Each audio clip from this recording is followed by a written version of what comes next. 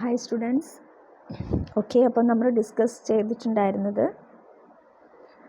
History of Indian philosophy ആയിരുന്നു നമ്മുടെ point. So നമുക്ക് മെയിനായിട്ട് ഇന്ത്യൻ ഫിലോസഫിയുടെ ഹിസ്റ്ററി 3300 ഇയേഴ്സ് മുന്നേ നമുക്ക് സ്റ്റാർട്ട് ചെയ്തിട്ടുണ്ട് ഫിലോസഫിയുടെ ഡെവലപ്മെൻറ്റ്. BC 1500 to 1800 AD നമുക്ക് പറയാം. അതിൽ ഫസ്റ്റ് വരുന്നത് വേദാസ് 1000 BC 1500 to BC 500 പീരീഡിൽ Vedas and Upanishad. So that is നമ്മൾ പറയുന്നത് വേദിക് പീരീഡാണ്. അപ്പോൾ നമ്മുടെ ഇന്ത്യൻ ഫിലോസഫിയുടെ ഹിസ്റ്ററി നോക്കുമ്പോൾ ഫസ്റ്റ് വരുന്നത് വേദിക് പീരീഡിലാണ് വരുന്നത്, വേദങ്ങളും ഉപനിഷത്തുകളൊക്കെ. പിന്നെ BC 600 to 200 AD വന്നിട്ടുള്ളത് Jaina, Buddha and the Bhagavad Gita, the Manusmriti, the rise of the orthodox darshans. So ഈ ഒരു കാലഘട്ടത്തിൽ വന്നിട്ടുള്ള ഈ ഒരു ഫിലോസഫിക്കൽ പീരീഡ് എപ്പിക് പീരീഡ് എന്ന് പറയും. 200 AD Nagarjuna and the rise of Mahayana Buddhism, sutra period. 600 AD Shankaracharya, scholastic period and the rise of വേദാന്തം ഒക്കെ വന്നിട്ട് ശങ്കരാചാര്യരുടെ കാലഘട്ടം 600 AD. Post 900 AD rise of other Vedic schools, that is Vishwadvaita, Dvaita. അങ്ങനെ 5 ഇതായിട്ട് നമ്മൾ കാറ്റഗറൈസ് ചെയ്തിട്ടുണ്ട് ഇന്ത്യൻ ഫിലോസഫിയുടെ ഹിസ്റ്ററി. അപ്പോൾ അതിൽ ഫസ്റ്റ് വൺ ആണ് നമ്മൾ കഴിഞ്ഞ ക്ലാസ്സിൽ ഡിസ്കസ് ചെയ്തത്. ഫസ്റ്റ് വൺ വേദിക് പീരീഡാണ്. സോ വേദിക് ലിറ്ററേച്ചർ നമുക്ക് ആദ്യത്തെ പറയുന്നത് വേദിക് പീരീഡാണ്. 1500 BC 1500 to BC 500 ആണ്. അതിൽ വന്നിട്ടുള്ളത് it consist of Samhitas and Brahmanas, Aranyakas and Upanishads. അങ്ങനെ നമുക്ക് എത്ര കാറ്റഗറിയാണ്? 4 കാറ്റഗറി ആയിട്ട് വരുന്നുണ്ട്. സോ മെയിനായിട്ട് 3 കാറ്റഗറിയാണ്, അതായത് സംഹിതാസ്, ബ്രാഹ്മണാസ്, ദെൻ മൂന്നാമത്തെ ആര്യങ്കാസ് ആൻഡ് ഉപനിഷത്സ് അല്ലേ. അപ്പം നമുക്ക് സംഹിത എന്ന് പറഞ്ഞാൽ എന്താ നോക്കാം. Samhita are collection of hymns, prayers and verses that are oldest layer text in the Vedas. Samhitas are collection of hymns, prayers and verses that are oldest layer text in Vedas. അപ്പോൾ സംഹിതാസ് എന്ന് പറഞ്ഞു കഴിഞ്ഞാൽ നമുക്ക് കളക്ഷൻസ് എന്നൊക്കെ അതിൻ്റെ ഒരു മീനിങ് വരുന്നുണ്ട്. അതായത് ഒരുപാട് കീർത്തനങ്ങളും പ്രേയേഴ്സും ഒക്കെ അടങ്ങിയിട്ടുള്ള ഒരു ടെക്സ്റ്റായിട്ട് നമുക്ക് ഏതിനെ കണക്കാക്കാം? ഈ സംഹിതകൾ കണക്കാക്കാം. സോ വേദങ്ങളിലെ ഫസ്റ്റ് വരുന്നതാണ് സംഹിതകൾ. നെക്സ്റ്റ് വരുന്നത് ബ്രഹ്മണാസ്.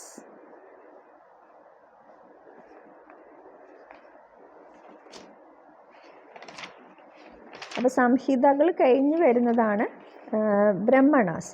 ബ്രഹ്മണാസ് വരുന്നത് that is also collection of Vedic text that explain and instruct on how to perform Vedic rituals. So Brahmanas are collection of Vedic text that explain and instruct on how to perform Vedic rituals. So collection of Vedic text ആണ് ബ്രഹ്മണാസ് എന്ന് പറയുന്നത്. So that explain and instruct on how to perform Vedic rituals. നമ്മൾ rituals എങ്ങനെ perform ചെയ്യണം എന്നതാണ് ഈ പറയുന്ന ബ്രഹ്മണാസിൽ പറയുന്നത്. സോ എങ്ങനെ വേണം നമുക്ക് ഓരോ ആചാരങ്ങൾ എങ്ങനെ ചെയ്യണം എന്നാണ്. റിച്വൽസ് എന്ന് പറഞ്ഞാൽ ആചാരങ്ങൾ, ഓരോരോ ക്രിയകളും കാര്യങ്ങളൊക്കെ നമ്മൾ എങ്ങനെ ചെയ്യണം എന്നതിനെക്കുറിച്ച്, ഓരോ കാര്യങ്ങൾ എങ്ങനെ ചെയ്യണം എന്നതാണ് ബ്രഹ്മണാസ് പറയുന്നത്. അപ്പോൾ അതിൽ ഒരു വേദിക് ടെക്സ്റ്റാണത്, അതിൽ ഇൻസ്ട്രക്ഷൻസ് അടങ്ങിയൊരു ടെക്സ്റ്റാണ് ഈ ബ്രഹ്മണാസ് എന്ന് പറയുന്നത്. പിന്നെ വരുന്നതാണ് ആര്യങ്കാസ്. ആര്യങ്കാസ് എന്ന് പറഞ്ഞു കഴിഞ്ഞാൽ part of Vedas concern with the meaning of ritual sacrifice. Aranyakas are part of Vedas concern with the meaning of ritual sacrifice. അപ്പോൾ റിച്വൽ സാക്രിഫൈസ് എന്ന് പറഞ്ഞാൽ നമ്മൾ യാഗം, ആത്മാർപ്പണം. സാക്രിഫൈസ് എന്ന് പറഞ്ഞാൽ അർപ്പണം അല്ലെങ്കിൽ യാഗം. അപ്പോൾ നമ്മുടെ ആചാരപരമായ യാഗങ്ങൾ, അതിൻ്റെ മീനിങ് ഒക്കെയാണ് ഇതിൽ പറയുന്നത് ആര്യങ്കാസ് എന്ന് പറയുന്നത്.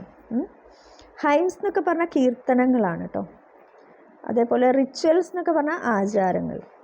അപ്പോൾ അടുത്ത കാറ്റഗറി ഇതിൽ മീനിങ് ടെക്സ്റ്റിലില്ല, ഞാൻ ജസ്റ്റ് ഗൂഗിളിൽ പറഞ്ഞതാണ്. ഉപനിഷത്ത് പറഞ്ഞാൽ documents the transition from old fashion language and rituals of the Vedas in the new religious ideas and institutions. Upanishad are documents ആണ് ഇതെല്ലാം. The transition from നമ്മുടെ old fashioned language in rituals അത് ആർക്കിക് റിച്വലൈസേഷൻ എന്ന് പറയും. ആർക്കിക് റിച്വലിസം എന്ന് പറഞ്ഞു കഴിഞ്ഞാൽ ഓൾഡ് ഫാഷൻഡ് ആയിട്ടുള്ള ലാംഗ്വേജാണ് പണ്ട് ആചാരങ്ങളിലൊക്കെ യൂസ് ചെയ്തിട്ടുണ്ടായിരുന്നത്. അത് മാറിയിട്ട് ന്യൂ റിലീജിയസ് ഐഡിയാസും ഇൻസ്റ്റിറ്റ്യൂഷൻസൊക്കെ കൊണ്ടുവന്നിട്ടുള്ളത് നമ്മുടെ ഉപനിഷത്തിലാണ്. ഇതിൽ ഈ പറയുന്ന ഇൻട്രൊഡക്ഷൻ അല്ല, ഒരുപാട് കാര്യങ്ങൾ ഈ പറയുന്ന ഈ വേദങ്ങളിലും ഉപനിഷത്തുകളിലും ഉണ്ട്. അപ്പോൾ അതെന്താ ജസ്റ്റ് ടേം മീനിങ് ആണ്, നിങ്ങൾക്ക് അതിൻ്റെ എക്സ്പ്ലനേഷൻ ഇവിടെ വരുന്നില്ല. നമുക്ക് വേദങ്ങളിൽ വാല്യൂസിനെ കുറിച്ച് എന്ത് പറയുന്നു എന്ന് മാത്രമാണ് മെയിനായിട്ടുള്ളത്. സോ ജസ്റ്റ് ഒരു ഇൻട്രൊഡക്ഷൻ എന്നുള്ള രീതിയിൽ അതിനൊരു ചെറിയൊരു മീനിങ് പറഞ്ഞു എന്നേ ഉള്ളൂ. സോ നമുക്ക് മെയിനായിട്ട് 3 കാറ്റഗറി വന്നു, 4 കാറ്റഗറി വന്നിട്ടുണ്ട്. അതായത് നമ്മുടെ വേദങ്ങൾ എന്ന് പറഞ്ഞാൽ അതിൽ ഏതൊക്കെ വരുന്നുണ്ട്? സംഹിതകൾ വരുന്നുണ്ട് വേദിക് പീരീഡിൽ, അതേപോലെ തന്നെ ബ്രഹ്മണാസ് വരുന്നുണ്ട്, ആര്യങ്കാസ് വരുന്നുണ്ട്, ഉപനിഷത്ത് വരുന്നുണ്ട്. ഓക്കെ, ഇനി there are 4 main Samhitas or collection of hymns in praise of God. പ്രധാനമായിട്ട് 4 സംഹിതകളാണുള്ളത്. അത് പറഞ്ഞ കളക്ഷൻ ഓഫ് ഹൈംസ് ആണ്, അത് കീർത്തനങ്ങളുടെ ഒരു കളക്ഷനാണ്. ഇൻ പ്രൈസ് ഓഫ് ഗോഡ്, ദൈവത്തിനെ നമ്മൾ പ്രൈസ് ചെയ്തുകൊണ്ടുള്ള പ്രാർത്ഥിച്ചുകൊണ്ടുള്ള ഹൈംസ് അല്ലെങ്കിൽ കീർത്തനങ്ങളാണ്.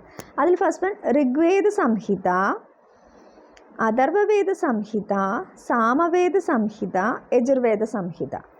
Rigveda Samhita is a collection of 1028 hymns, 1028 ശ്ലോകങ്ങൾ, കീർത്തനങ്ങളാണ് ഇതിലുള്ളത്, ഋഗ്വേദത്തിലുള്ളത്.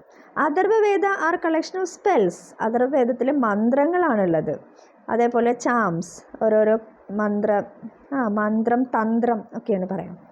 Samaveda is collection of songs, സാമവേദത്തിലാണ് പാട്ട്, മ്യൂസിക്, മോസ്റ്റ്ലി ഫ്രം ഋഗ്വേദ. ഋഗ്വേദത്തിലെ പാട്ടുകളൊക്കെ വരുന്നത് സാമവേദത്തിലാണ്. And the Yajurveda consist of many sacrificial formulas. Sacrifice എന്ന് പറഞ്ഞാൽ ഈ യാഗങ്ങളും അങ്ങനത്തെ കാര്യങ്ങളൊക്കെ ഉദ്ദേശിക്കുന്നത്. അതിൻ്റെ കാര്യങ്ങളാണ് ഏതിൽ വരുന്നത്? ഈ പറയുന്ന സാക്രിഫിഷ്യൽ ഫോർമുലാസ് ആണ് നമ്മുടെ ഈ പറയുന്ന യജുർവേദത്തിലും പറഞ്ഞിട്ടുള്ളത്. പിന്നെ വേദം എന്ന് പറഞ്ഞാൽ എന്താണ്? The word Veda means knowledge. ശരിക്കും അവിടെ നിന്നാണ് നമ്മൾ നോക്കേണ്ടത്. വേദിക് പീരീഡിൽ 4 സംഹിതകളുണ്ട്, അതൊക്കെ പറയാം. ദെൻ വേദം മീൻസ് എന്താണ്? നോളേജ് എന്നാണ് അർത്ഥം. വേദ എന്ന് പറഞ്ഞാൽ നോളേജ് ആണ് അർത്ഥം.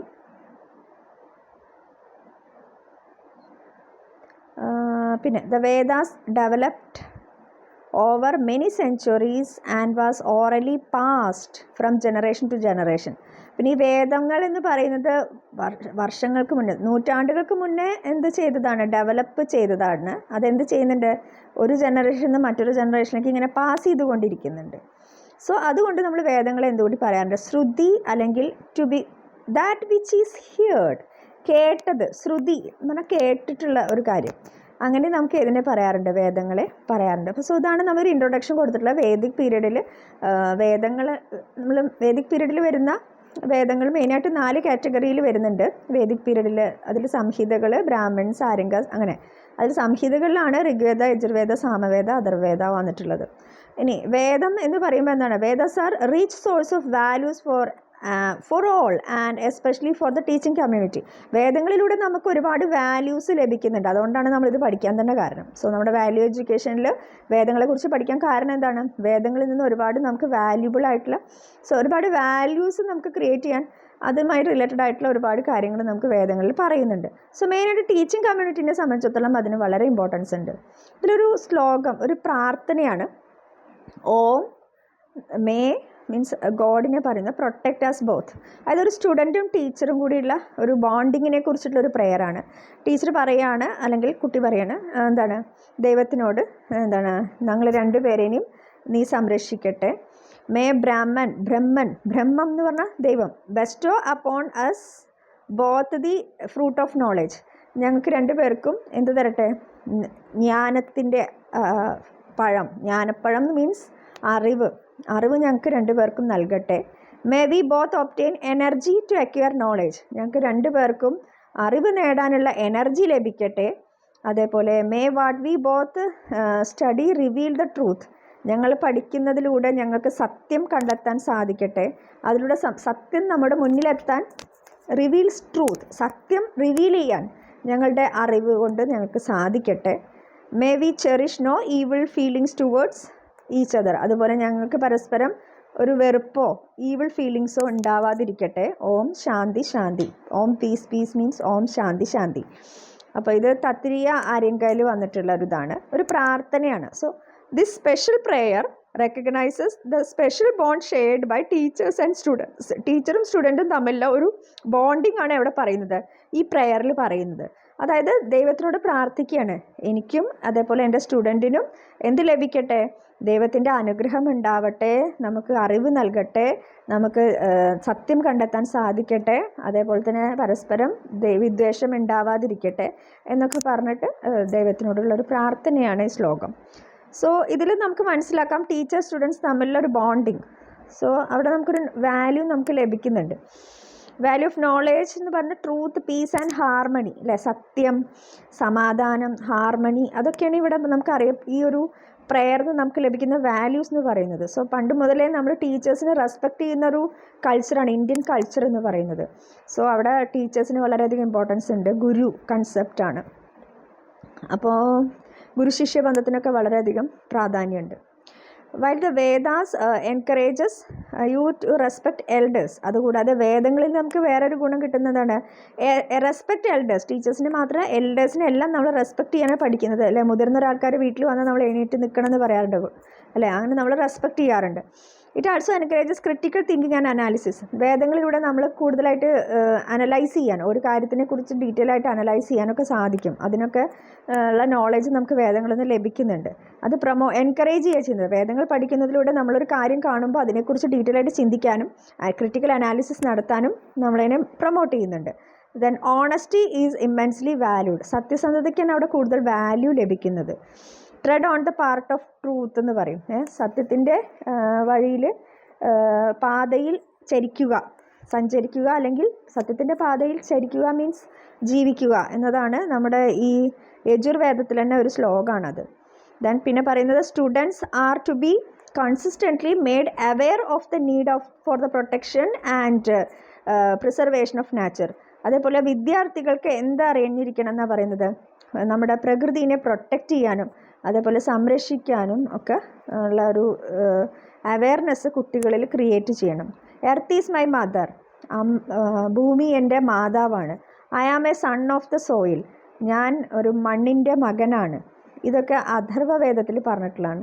സോ വേദങ്ങളിൽ തന്നെ നമ്മൾ പ്രകൃതിനെ പ്രൊട്ടക്റ്റ് ചെയ്യാൻ, പ്രകൃതിനെ മാതാവായിട്ടാണ് കണക്കാക്കുന്നത്. പിന്നെ citizenship and patriotism are the key values which teachers can encourage in students. അതുകൂടാതെ സിറ്റിസൺഷിപ്പ്, അതേപോലെ തന്നെ നമുക്ക് പ്രധാനപ്പെട്ട പാട്രിയോട്ടിസം, ഇതൊക്കെ കുട്ടികളിൽ ഉണ്ടാവണം. Serve the motherland.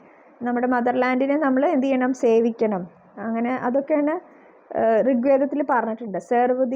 Serve my motherland. എൻ്റെ മാതൃഭൂമിയെ എന്ത് ചെയ്യണം? സേവിക്കണം എന്ന് പറയുന്നുണ്ട്. അതായത് നമുക്ക് പാട്രിയോട്ടിസം ക്രിയേറ്റ് ചെയ്യുന്നുണ്ട്. ഇതൊക്കെ ഋഗ്വേദത്തിലുള്ള. അപ്പം നമുക്ക് മനസ്സിലാക്കാനുള്ളത് എന്താ?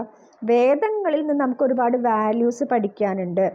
ടീച്ചേഴ്സിനെ റെസ്പെക്റ്റ് ചെയ്യുക, മുതിർന്നവരെ റെസ്പെക്റ്റ് ചെയ്യുക, സ്നേഹം, അതേപോലെ തന്നെ ദയ, അങ്ങനെ ഒരുപാട് കാര്യങ്ങൾ, പ്രകൃതിനെ പ്രൊട്ടക്റ്റ് ചെയ്യുക അല്ലേ? അപ്പോൾ പാട്രിയോട്ടിസം, ഇതൊക്കെ നമുക്ക് നമ്മുടെ വേദങ്ങളിൽ നിന്ന് നമുക്ക് ലഭിക്കുന്ന വാല്യൂസാണ്. ഓക്കെ, അപ്പോൾ ഇതാണ് നമ്മൾ ഇന്നത്തെ ഡിസ്കഷൻ. ഇൻട്രൊഡക്ഷൻ ടു നമ്മുടെ വേദിക് പീരീഡിനെ കുറിച്ചും വേദങ്ങളെക്കുറിച്ചുമാണ്. Okay, thank you.